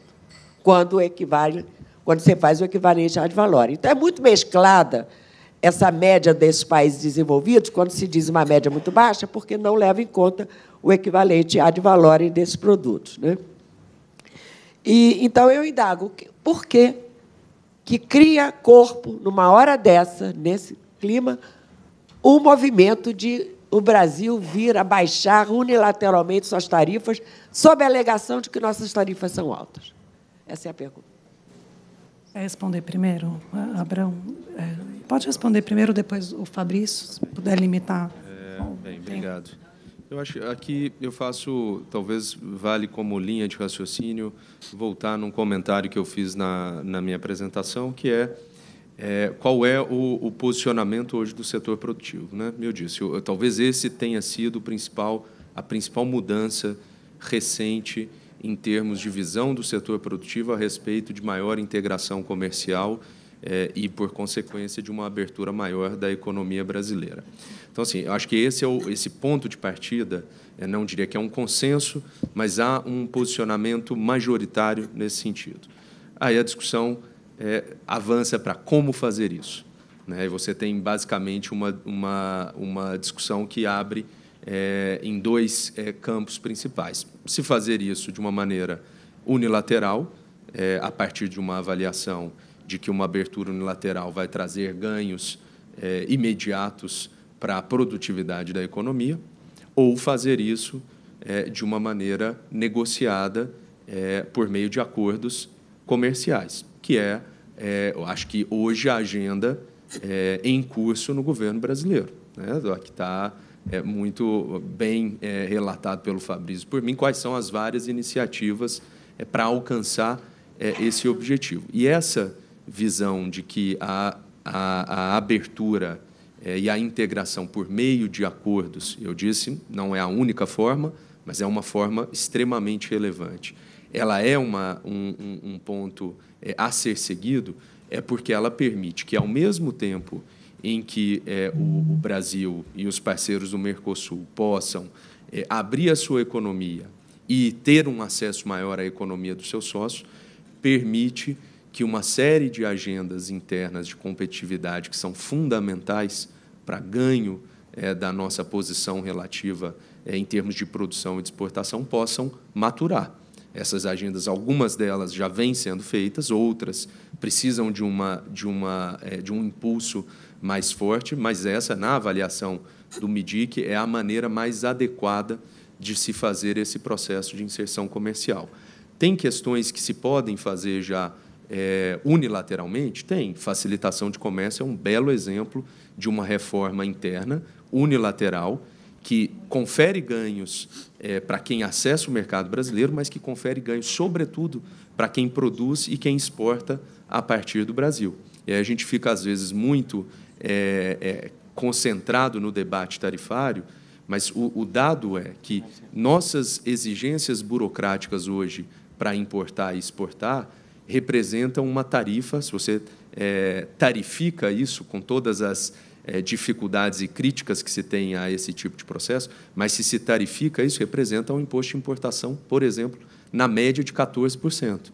É um trabalho que dará um ganho muito grande para a nossa produção e exportação. Então, essa é um pouco a visão que o MIDIC tem hoje a respeito dessa discussão.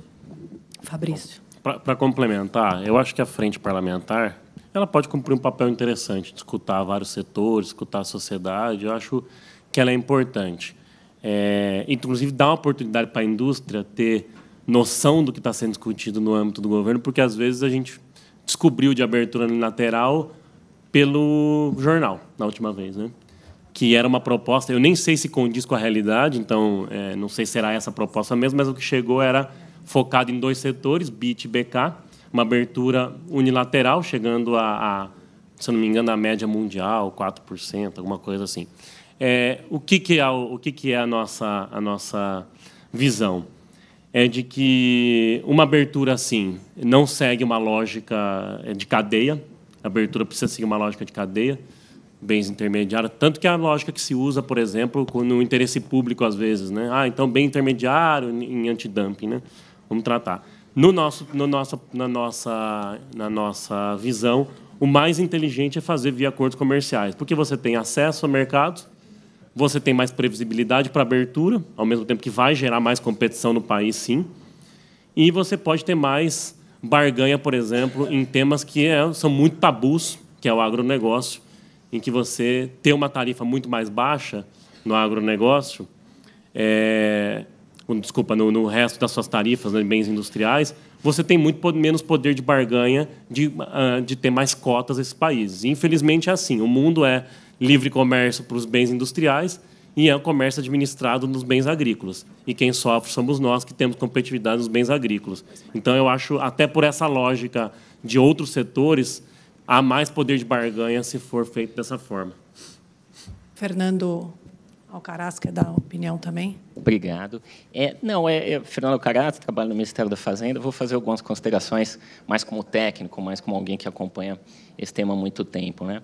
Eu acho que há um consenso no governo, e tendo no setor produtivo também, de que é necessário perseguir acordos comerciais relevantes, ambiciosos, com uma agenda temática mais ampla. Então, acho que as considerações do Abrão, por exemplo, nesse sentido, foram muito relevantes, muito corretas, assim como as considerações do Fabrício, da CNI.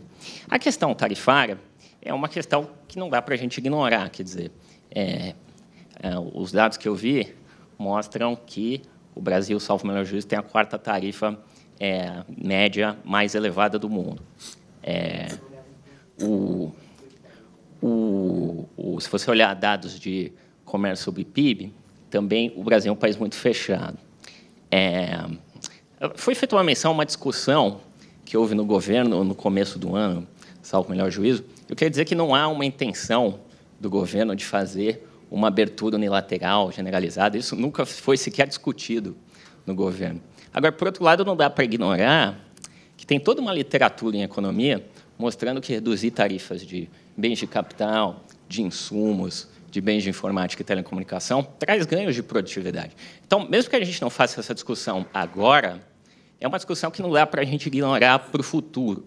Então, eu confesso que, às vezes, fico um pouco surpreendido com reações tão fortes em relação a propostas que, do ponto de vista da literatura econômica, são simplesmente básicas. Quer dizer, não tem nada na literatura econômica que diga que é bom ter tarifas altas para insumos, para máquinas e equipamentos, e assim por diante. Então, estou falando isso de literatura que olha para trás, e aí tem literatura em países tão variados como o Brasil, Indonésia, Chile, União Europeia e assim por diante, mostrando efeito positivo sobre aumento de produtividade, mas estou falando também de modelos de equilíbrio geral que olham para frente. Quer dizer, em conteste, ter tarifas altas para máquinas, equipamentos, para insumos, é ruim para a própria indústria, né? Eu acho que os estudos que foram feitos nesse sentido mostram, inclusive, que o setor industrial seria o principal ganhador daquela proposta que não foi para frente. Não vejo nenhuma perspectiva de que ela vá para frente no curto prazo, mas, ao mesmo tempo, acho que não dá para a gente simplesmente ignorar esse tipo de proposta para o futuro. A gente não sabe qual vai ser a linha da futura administração, não sabemos ainda qual será a futura administração, mas uma proposta, eventualmente, no futuro, que pense numa redução gradual, concordo que não dá para fazer nenhum tipo de mudança abrupta, mas uma redução gradual de tarifas para os níveis médios internacionais, me parece que não é nada despropositado, muito pelo contrário, de novo. Tudo que existe de estudo para trás e para frente na literatura econômica mostra isso. Então, essa consideração eu gostaria de fazer um pouco para mostrar que, mesmo que a gente não persiga essa agenda agora, eu acho que talvez não seja o melhor momento, é uma agenda que não dá para esquecer. Assim como não dá para esquecer a agenda de reduzir custo de importação de serviços, que foi bem colocada pelo representante da CNI, não dá para esquecer também a agenda de reduzir custo de insumos que são utilizados pela indústria e por outros setores produtivos. Obrigado. Obrigada, Fernando. Importante a visão. Sim.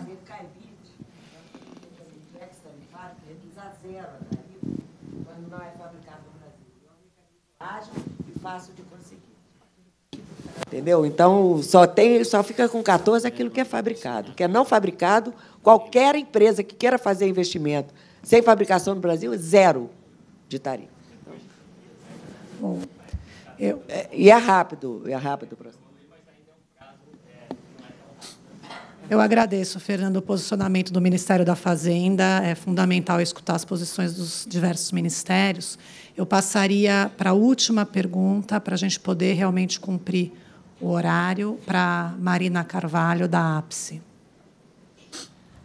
Bom dia a todos. Bom, obrigada pelo tempo. Eu vou ser bem rápida, Francisco.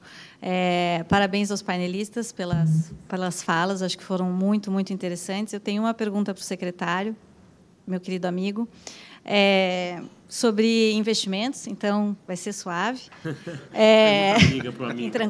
Fiquem tranquilos.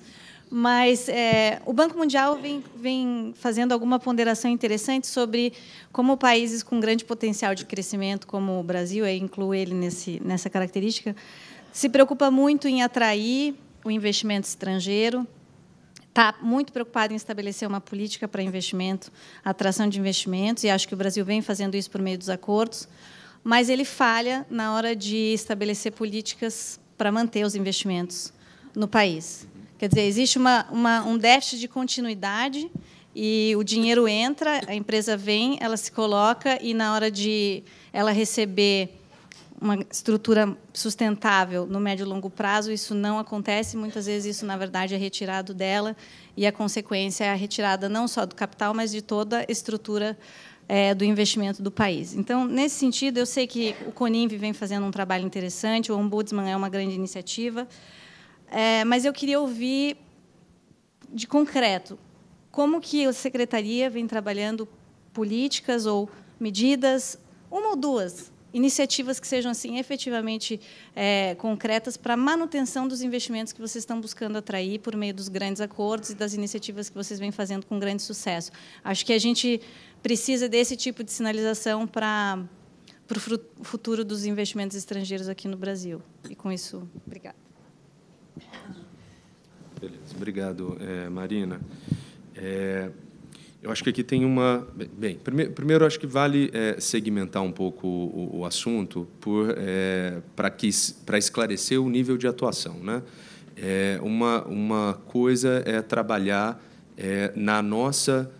no nosso ambiente interno, para que ele se torne mais amigável e atrativo, não só para que o investimento venha, mas fique aqui dentro. Isso é uma agenda, obviamente, interna de trabalho de governo, que o CONINV, por exemplo, tem buscado trabalhar em conjunto com setores e com os ministérios envolvidos na área para melhorar o nosso ambiente de negócio. A outra coisa é o que por exemplo, a Secretaria de Comércio Exterior está mais envolvida, que é na parte de negociação de acordos, e, nesse caso, os ACFIs têm essa vertente de atração, mas eles foram pensados muito para a internacionalização das nossas empresas. Eles foram pensados muito por uma mudança de paradigma que houve nos últimos anos, em que o Brasil, além de atrair muito investimento, em 2017 foi o quarto maior receptor de investimentos estrangeiros no mundo, mas também que passou, nos últimos anos, a também participar desse processo e internacionalizar suas empresas. Então, do ponto de vista da Secretaria de Comércio Exterior, a gente está mais envolvido no lado de fomento a que as nossas empresas se coloquem lá fora e tenham instrumentos que possam apoiar esse processo. Mas aí, voltando e aqui colocando a colher um pouco numa área que eu não estou diretamente envolvido, de novo, é ambiente de negócio, né? A parte, o que o Brasil tem feito e precisa fazer mais de melhora do seu ambiente de negócio, na minha avaliação, é a resposta principal para que os investimentos que aqui chegam se mantenham. Na parte de comércio exterior, de novo, o exemplo que eu dei de facilitação de comércio é um exemplo concreto. Quem se estabelece aqui, do ponto de vista de investimento produtivo, quer produzir e, muitas vezes, quer exportar. E se vê deparado com uma burocracia de comércio exterior que é extremamente onerosa, que acrescenta um custo muito grande no processo operacional das empresas. E esse trabalho, concretamente, o MIDIC vem fazendo, em conjunto com diversos órgãos do governo brasileiro, para fazer com que os nossos processos de exportação e importação sejam mais suaves, mais leves e mais eficientes. Então, aqui é uma agenda de competitividade que, de certa maneira, reflete diretamente na atratividade do nosso país, do ponto de vista de investimentos e da manutenção desses investimentos. E aí, um ponto adicional para fechar, talvez, aqui a minha intervenção, eu acho que aqui não tem, obviamente, de novo, na discussão que se colocou anteriormente, né, a discussão é muito de forma, mas, em termos de onde se quer chegar, eu imagino que essa agenda vem sendo perseguida. A agenda de redução dos elementos que tiram competitividade para que a gente importe, produza e exporte, vem acontecendo. O exemplo de bens de capital, negociação com a União Europeia. 1/3 das importações brasileiras de bens de capital vem da União Europeia. Então, ao se concluir um acordo de comércio com os europeus, o que a gente está fazendo nesse sentido é reduzir, de maneira gradual, os nossos impostos de importação para esses produtos, ao mesmo tempo em que a gente também aumenta a possibilidade que esse setor, e a gente tem, por exemplo, no Brasil, um setor muito rico, muito diversificado de produção de bens de capital, possa ter também condições de melhorar a sua produtividade e de ganhar ainda mais mercado. Nesse setor, para dar um exemplo, exportação é algo relevante, né? Eu não sei se é 1/3, 50% do faturamento do setor está relacionado com as exportações. Então, é um setor aí que tem uma sensibilidade, uma preocupação natural e legítima com o nosso mercado, mas, ao mesmo tempo, tem um olhar muito ofensivo para a conquista de novos mercados e para ganho de competitividade, para se colocar melhor nesses mercados. Obrigado. Obrigada, Abrão. Eu pediria a todos que permanecessem em seus lugares. O Francisco vai apresentar o nosso keynote speaker, José Guilherme Reis, e, enquanto eles vêm à mesa, eu pediria um agradecimento e um aplauso para os palestrantes. Eu gostei, né?